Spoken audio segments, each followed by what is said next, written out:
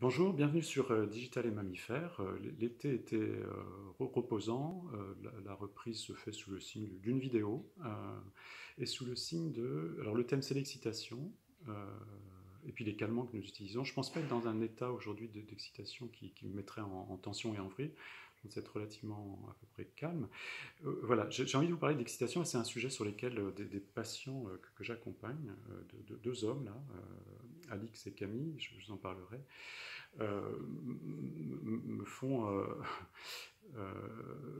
voilà, mettre au travail ma pratique. Alors, Alix, c'est un expert en sécurité digitale qui est chassé régulièrement sur des sites de rencontres, enfin sur sites de rencontres professionnelles, en tout bien, tout honneur, sur LinkedIn en clair. Et il est chassé. Et là, récemment, il a passé brillamment, comme d'habitude d'ailleurs, comme les autres processus dans lesquels il avait été convoité, et chassé par un chasseur, et il arrive au terme de cette période d'assessment, enfin de recrutement, et sauf qu'il y a un blanc qui pour lui dure assez longtemps, qui le met dans tous ses fantasmes en fait, fantasmes tant de ça va le faire et tant de euh, je suis chassé, mais je risque d'être chassé au sens un peu polysémique, c'est-à-dire être sorti du processus. Alors le chasseur qui l'a chassé en rajoute un peu dans la mise en rivalité, en disant est-ce qu'ils vous ont fait une offre, il y a d'autres concurrents, etc. Et donc lui, ça le met dans un état de tension, d'excitation, qu'il essaie de calmer par une pratique qui lui est familière, hein, de l'ordre d'une addiction, mais qui est une réponse à ces sollicitations, excitations professionnelles, qui est euh, la, il va flirter, enfin je ne sais pas comment appeler ça, sur des sites de rencontres, des sites de rencontres pas professionnels, ou plutôt avec des travailleuses ou du sexe ou des amatrices, j'en sais rien, qui lui permettent pour lui, de calmer son excitation, c'est-à-dire de reprendre une position active là où il est passif, au fond, sur que va-t-il se passer du côté du recrutement. Alors, ce qui m'a interpellé dans sa situation, c'est qu'une réponse sexuelle vient en contrepoint, en fait, hein, mais tout aussi excitante, vient en contrepoint d'une problématique, enfin, d'une excitation professionnelle. Voilà, donc ça m'a surpris. Et puis dans le même temps, en cette rentrée, j'ai un autre patient que j'accompagne depuis un peu moins longtemps, 6-7 mois, qui lui est familier de...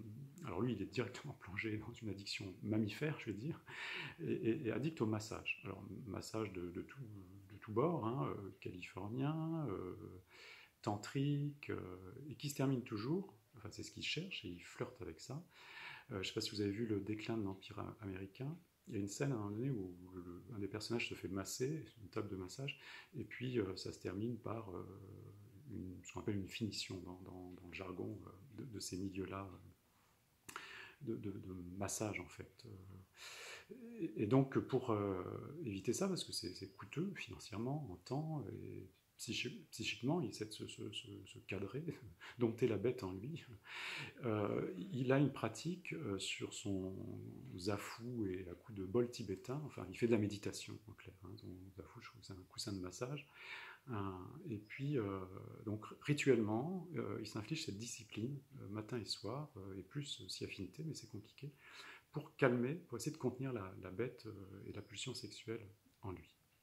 Alors ça marche pas vraiment, euh, ça marche pas vraiment, parce qu'en même temps, le travail d'élucidation qu'on fait a montré, mais il n'a pas accroché à ça, c'est lui-même qui m'avait rapporté un souvenir, enfin évoqué un souvenir. Son père avait, semble-t-il, trompé sa mère avec cette modalité-là, salon de massage qui se termine, qui se finit par une finition, un truc masturbatoire en clair. En clair, oui.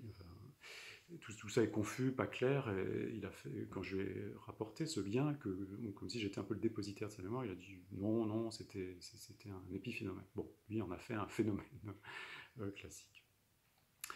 Euh, Excitation, donc, c'est surprenant hein, pour moi de voir quelles sont les modalités de réponse que nous avons à des formes d'excitation qui sont autoprovoquées ou bien provoquées par l'extérieur, sur la scène professionnelle par exemple. Alors, pour éclairer ça, une des boussoles que j'utilise, et qui est ma propre boussole aussi pour mon travail à moi, en tant qu'accompagné, c'est un jargon un peu, mais je trouve ça éclairant, c'est la notion de coexcitation libidinale. Alors, ça se réfère au premier soin, que donne la mère ou la nounou, enfin, ou le père, pourquoi pas, si c'est un papa poule, peu importe. Je trouve ça intéressant parce que ce qui est intéressant dans ce concept-là, qui n'est pas un concept, hein, c'est très opérant en fait, c'est qu'il y a dans la personne qui donne des soins au nourrisson, au premier âge en fait, hein, dans la phase précoce, selon le fantasme qu'occupe le bébé dans la tête de la mère, il y a une charge érotique en fait. Quand il y a des soins, le peau à peau, le toucher, le corps à corps, le toucher des organes sexuels, fille ou garçon, il y a une charge érotique en fait. Et c'est pour ça qu'on parle de co-excitation libidinale, parce que le courant tendre et le courant sensuel, disait Freud, mais c'est le courant sexuel en fait, se jouxtent en fait, sont très proches, et l'un peut se transformer en l'autre en fait, c'est parfois confus. Et dans le cas d'Alix et Camille, il y a, ils ont des mères, on est allé voir donner des coups de sonde, je veux dire, à l'étage au-dessus, du côté de la mère, et il y a clairement, il y avait chez leur mère une part excitante en fait, excitée, désirable, qui au moment de l'adolescence s'est révélée en grandeur nature en fait. Voilà, donc la coexcitation libidinale, je trouve ça intéressant. Ils font tous les deux des métiers, au fond, qui impliquent le lien. Et les coachs en particulier, les consultants, sont dans des métiers du lien où il y a potentiellement, et presque à tous les coups, une forme de coexcitation avec les partenaires avec lesquels nous sommes en lien.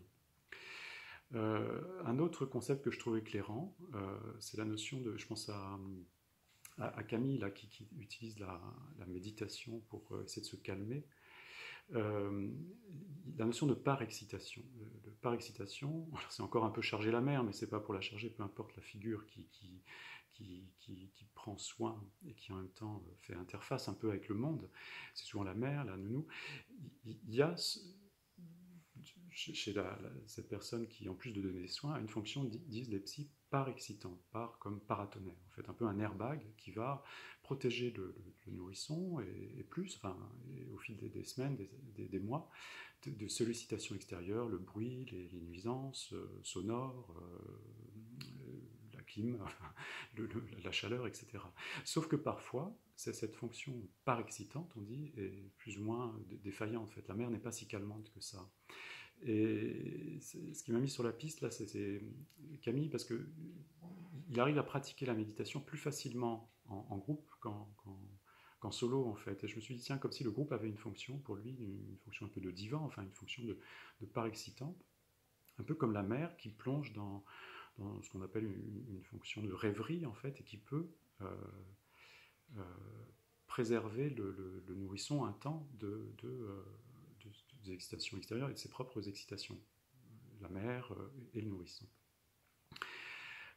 Voilà, je trouve intéressant, c'est pour vous, je ne sais pas si ça fait écho, mais quelles sont vos sources d'excitation dans le lien ou en solo, et puis quels sont vos calmants, drogue, sexe, alcool, cocktail de tout ça, en digital ou en mammifère. Je trouve que c'est intéressant de regarder en cette rentrée où il y a pas mal de sollicitations, de voir comment vous démêlez, pas le vrai du faux, mais la bête et l'animal et la pensée, en fait, comment vous installez peut-être de la méditation, pourquoi pas, ou des espaces de réflexivité, en fait, pour comprendre ce qui se trame au fond aujourd'hui, mais au fond aux origines aussi. Voilà, à bientôt.